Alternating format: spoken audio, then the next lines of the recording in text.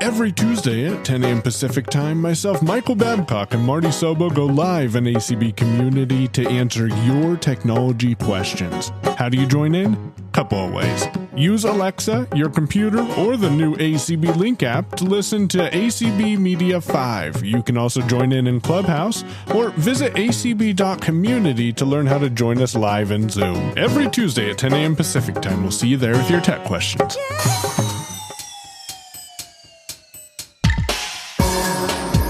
Hey y'all, Marty here, and today with me I have Michael Babcock as usual. Say hello, Michael. Hello. And we also have Michael Doyce with us. Say hello, Michael Doyce. Hello, everyone. And we call this Michael squared. No, or M cubed. We could do M cubed. We'll do M cubed. In any case, today we are going to be discussing all things convention since we're coming off the heels of convention.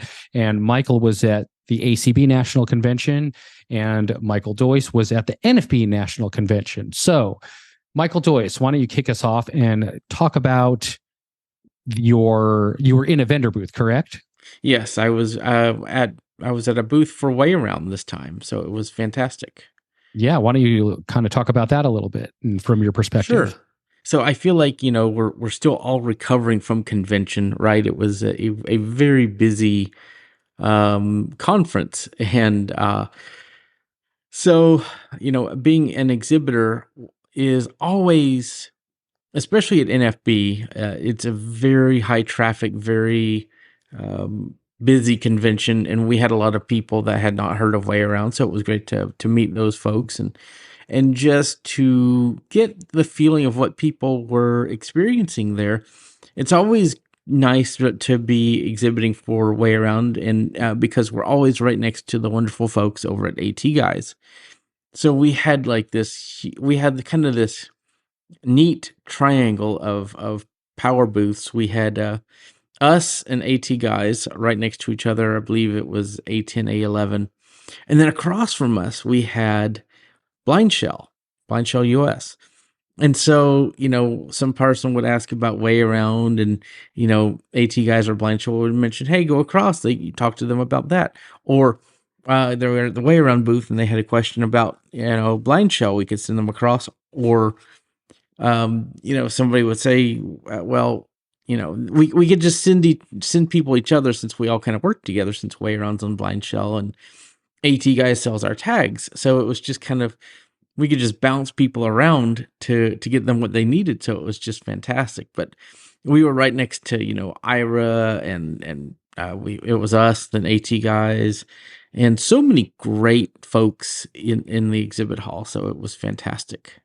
So in terms of people coming through to visit all the vendors, the people who are attending the convention, was it really crowded, really busy all the time, or was it mellow? Like, what was your perspective from kind of like a convention goer's point of view? I'm used to most state conventions. There's a little bit of an ebb and flow of people. You have your down times, you have your busy times.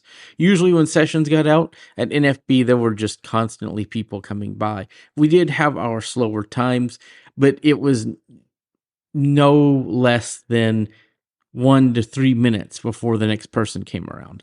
So it was long enough for you to catch your breath, right? And then it was, all right, let's yell over the people again, because that's the only way you can be heard. So, yeah. And Michael Babcock, so why don't you give us your point of view from your vendor booth, which was AT Guys, correct? Yeah, we were AT Guys at ACB, and I can totally relate to what Michael is talking about. I heard the one thing that was overwhelming at the NFB exhibit hall was the noise, because it just never stopped. So that's always interesting. I was directly to the right of Katie from Magical Moments Vacations. And then I was on the right of, I have those backwards. So anyways, Katie of Magical Moments Vacations was on one side, and then QMP Solutions, I think is the name of Chris's company, was on the opposite side. Chris sold Blind Shell phones and ARX headsets. I got to play with ARX headset while we were at convention. him and I chatted and we helped each other out. And then Katie does vacations. And so her and I talked a little bit as well, but not so much about tech. Directly across the aisle from me was Leader Dog, which doesn't do much with tech, although was an interesting conversation that I had with the ladies over there. But directly across from Katie was a company called Arie ARIE-AT,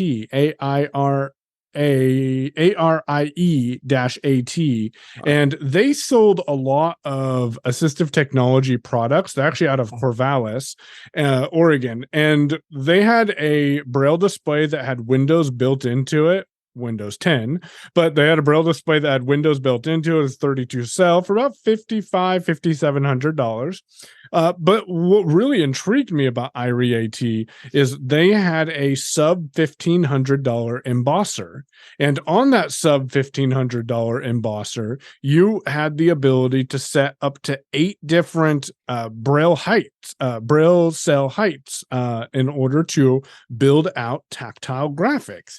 And so that was really cool. Got to play with their graphics and feel those and that type of stuff. I didn't unfortunately have a lot of time to go exploring to different vendors or stuff because I was actually there to work. Stephen, Sean, if you're listening, I did do some work, giving me a hard time about that. But another exhibitor that I did have some time to poke at and to explore was the OKO app.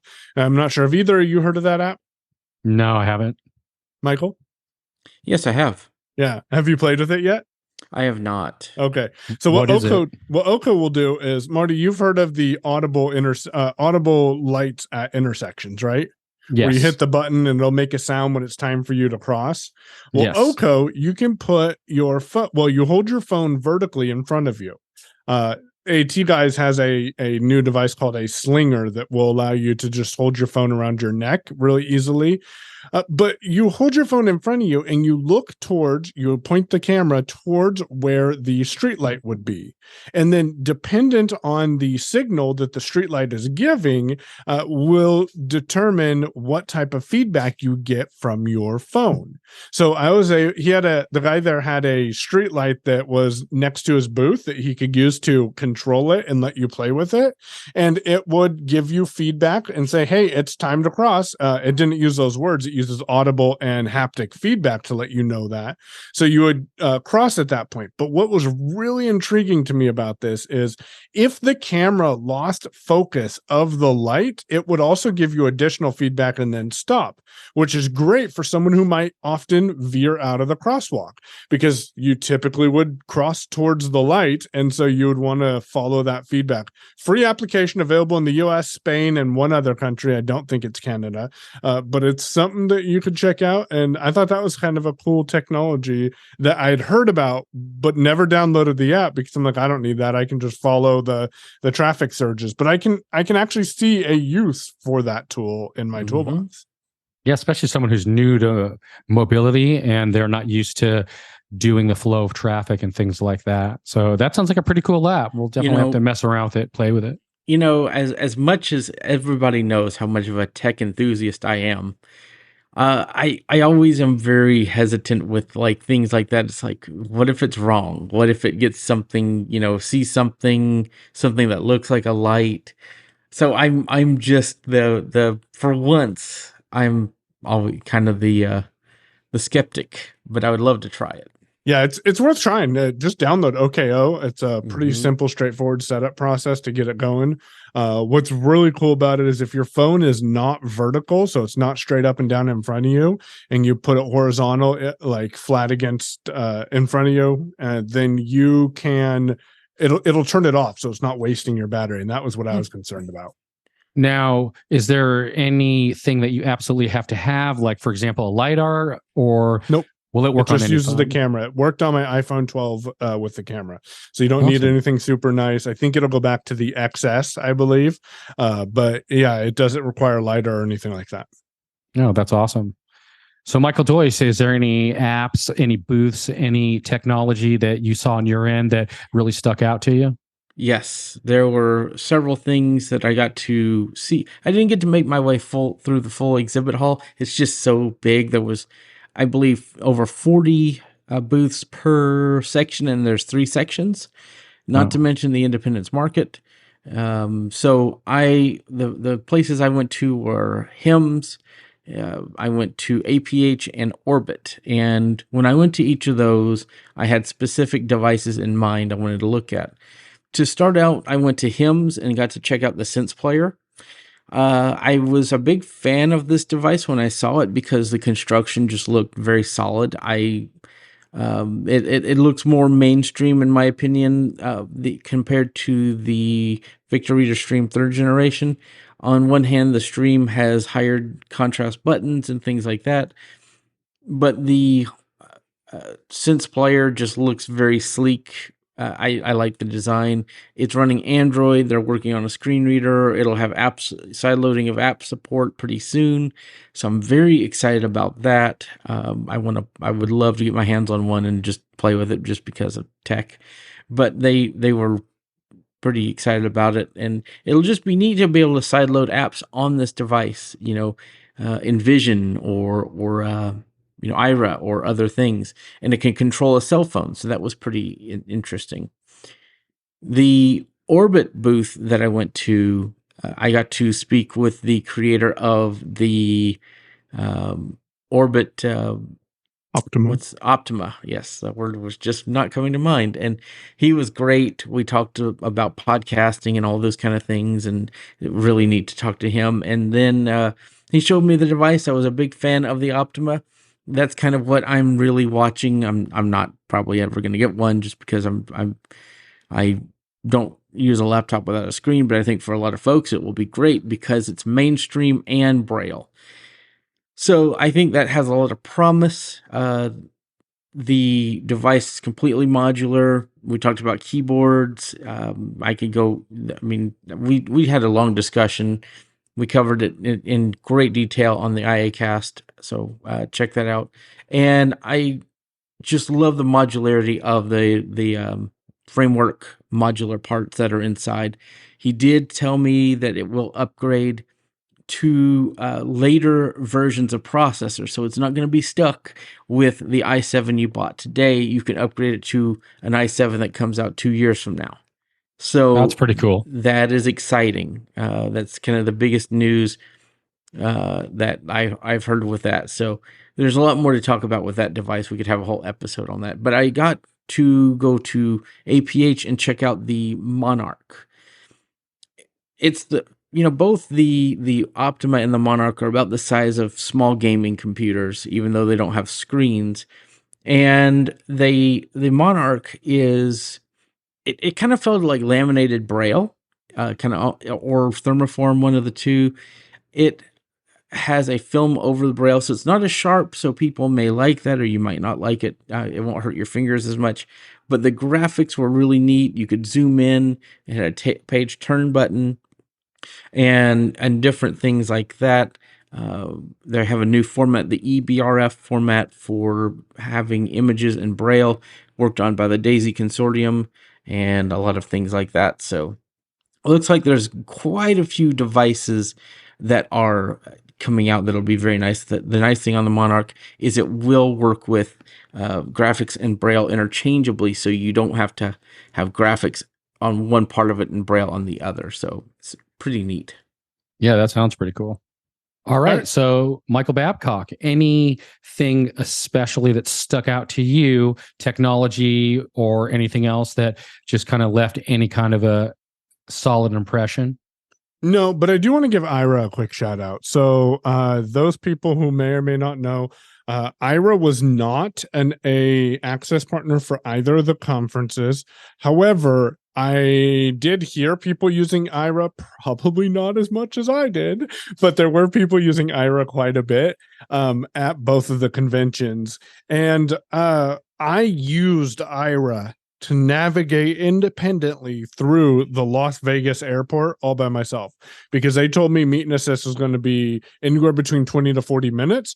And I'm like, no, I'm going to go ahead and just use Aira and get out and go where I need to go. And me and the Aira agent made it to my next gate in like 25 or 30 minutes. It was very quickly. And it was a very awesome experience and freeing because I didn't have to worry about, waiting for someone or riding in a wheelchair. I just whipped out Aira, had it running when we hit the tarmac. And then the stewardess asked if I needed to wait for someone. And I'm like, no, I'll just get it. And Aira guided me up the jetway. We got into the airport and they're like, okay, here's something. And let's go this way. Now, one thing that I don't think people realize, and this kind of blew my mind, I'm not surprised by it, but Aira had indoor maps of both of the convention locations and the hotels.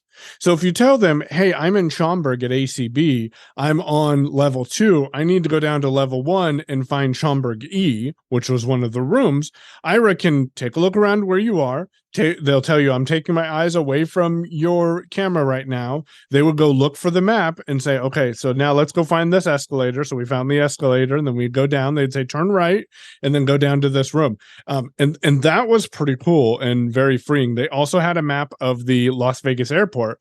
And the lady I was working with said, I see this. Looks like a shortcut. It's a long and narrow and windy hall. Do you have a problem with that? I'm like, no, not at all. So I took that hall and that saved me probably about 15, 20 minutes of walking because it took me between the different terminals. And so that was pretty cool to have that experience too. So those are my two aha moments. It's like I am justifying paying for Aira right now because I'm using them to be super independent. And Michael, real quick before you go on, I want to point out at the NFB convention, they did make one part a site access, and that was the walk between the Hilton Americas and the Marriott. It was through the convention center. It's about a 5-minute walk. It's pretty long convention center. So they, from what I understand, they did make that a site access area. Oh, okay.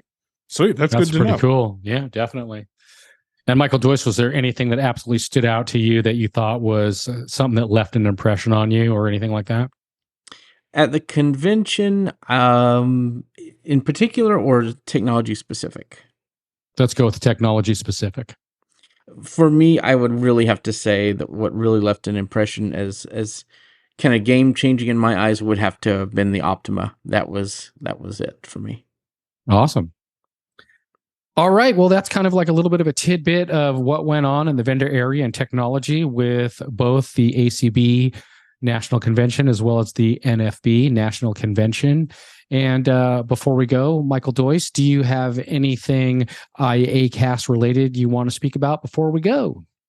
Sure. So if you want to hear more about convention, we did an hour and 45-minute episode that was posted, I believe, last weekend discussing that. We'll be doing an episode this weekend, and we'll be keep putting out content. So, yeah. All right. Well, thanks everyone for being here. And Michael Joyce, say goodbye. All right. Goodbye, everyone. And Michael Babcock, thanks for being here, and say goodbye. Goodbye. And we'll see you all next time.